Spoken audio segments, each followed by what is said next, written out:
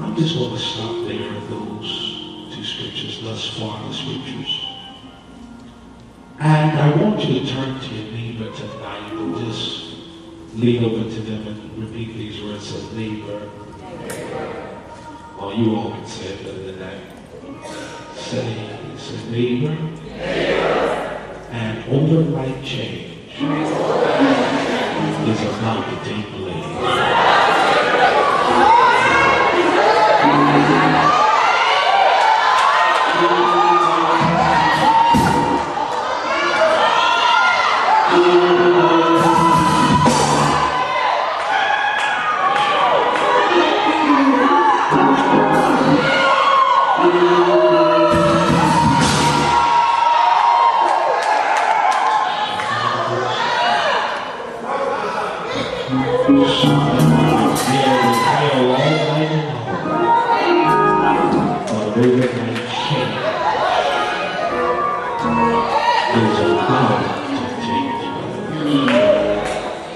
You may be seated in the presence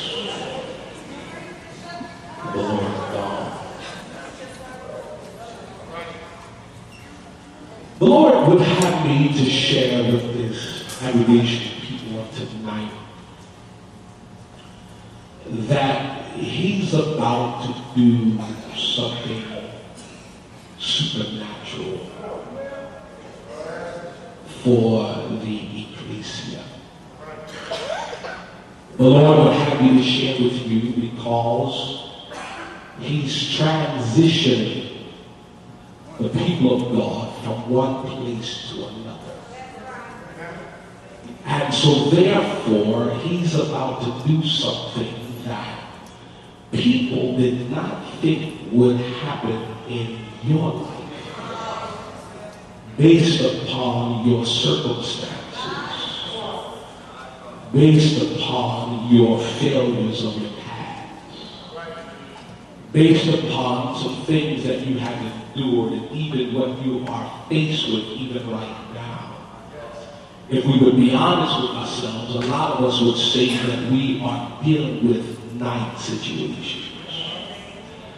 And looking at that word night, I find that there's a word in the Greek, and then there's also a word in the Hebrew that we want to kind of extrapolate some things concerning the night in the Hebrew comes from the word laleh, which means a period of time in which it is dark. And a lot of us, if we would be honest, that every last one of us, even though we're shouting, even though we're praising God, even though we have come to church and we're smiling and we want everybody to think that everything is well, some of us, if we'll be honest with ourselves, it looks like we are living in a period of darkness in which we can't see or understand what God is doing with our lives. Because some of us, if we will be honest, that there have been some prophetic things that have been spoken over your life. There has been some things that have been shared, or you have rejoiced and you received the word of God and you got happy and you got excited. But after you stop shouting and after you stop praising God, it's still you look and you expected to see something different, but the situation still remains in your life. And because the situation still remains, it gives you a challenge, because now you feel like I'm in the midst of something. I don't know what God is doing. I know we don't want people to know that. Why? Because we have titles, we have positions, we preach, we sing, we rejoice, we shout, we lead worship, we play instruments, but we don't want folk to know. I really don't know what God is doing based upon the circumstance that I'm experiencing right now. Can I get a witness here beside the Holy Ghost tonight? We understand that there is a word in the Greek for night, which is nux. In UX, it's the alternating period to that of the day. The period of the absence of light, a period of time as a period of reference of obscurity before vivid transition. It's a time of uncertainty. It's a time when there is a lack of knowledge, and it's a time when there is lack of direction.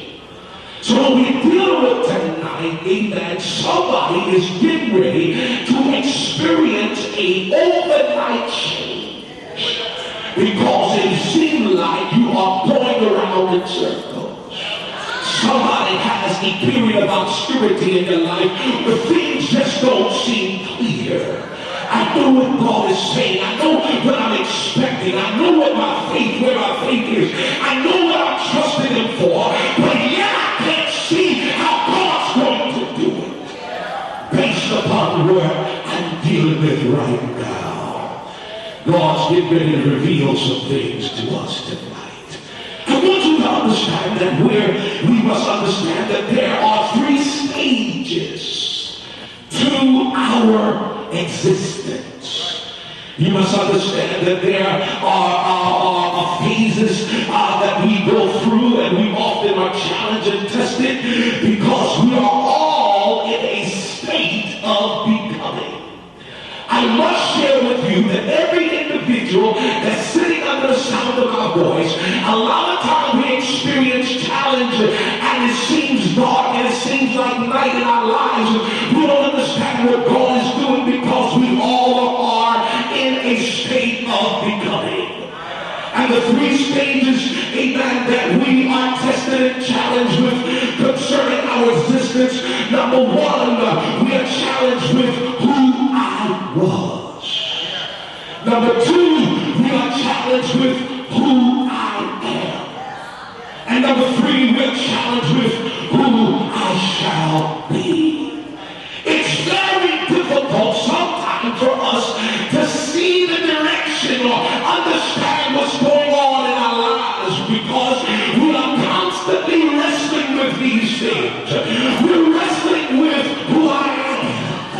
Amen, amen, because if you really would be honest with that, a lot of times people equate, and we also equate who we are based on what we are dealing with presently. A lot of times we can't see beyond what we're dealing with now, what we're faced with, the complexities. Some of us recognize and know, amen, that we've been through things, and I realize, amen, who I was then, amen, I'm looking for a change now, but as I try to go in a transition to where God has taken me, but yet there are people and yet there are circumstances in my life that reminds me of who I was.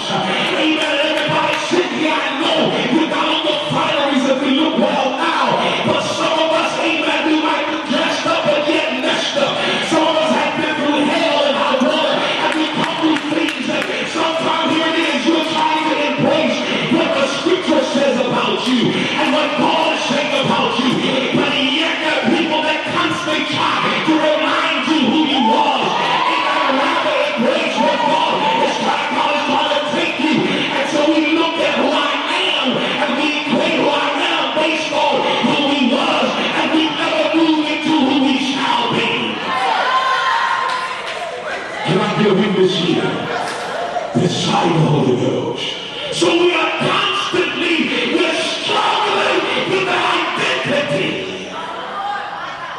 Because I look at where I am presently, and I'm reminded of what I used to be. And because of what I used to be, or what I used to do, or the failures of my past, and I look at where I am now, and I'm not satisfied. It is hard for me to see who I shall be.